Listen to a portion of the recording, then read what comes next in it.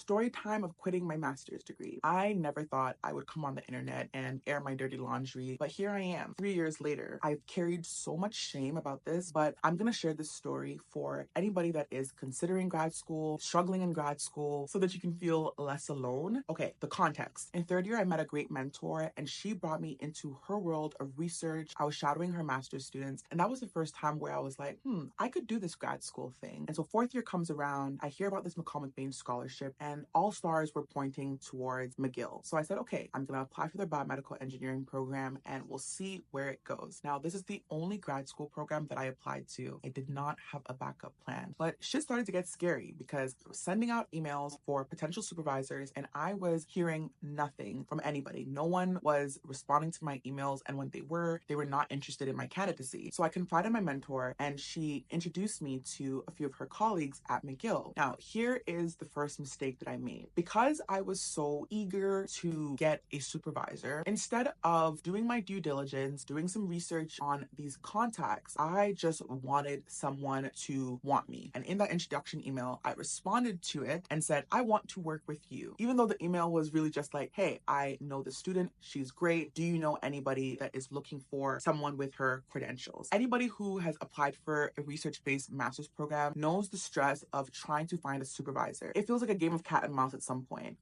This supervisor, they were interested in me. We had a meeting and they were like, boom, boom, no matter the outcome of your scholarship, we have funding, we will take you on. That they did. I applied for the program. By January, I got accepted in, which is really early. Everything is seemingly in place. Months go by, I get the scholarship, I'm starting my program, and I'm not really into it. And I think my supervisor starts noticing that. And at the time, McCormick-Bain provided us with a coach, and the advice that I got was, you need to find something that excites you again and bring that into your research. So I start looking for internships. I put in the work, guys. I took my resume, I made a cohesive document, and then I started applying. Fast forward, I get this IBM internship. I'm ecstatic. The team that I'm going to be working on is with machine learning and business automation. And this is before the ML AI craze. I think it's going to be really good for me. So I bring it up to my supervisor at the time. By the way, I had two supervisors, a primary supervisor and the co-supervisor. They wanted me to abandon the internship on the premise of it not being a good time and needing to focus on the research. I will say, guys, in hindsight, they were absolutely right. I was just starting my master's degree. I was just starting to make headway with the project. Because there are some wet lab components of the research, it wasn't a project that I could do remotely. I would need to be in Montreal, and this internship was based in Toronto and required me to be in person 2 days out of the week. So we're in a dilemma.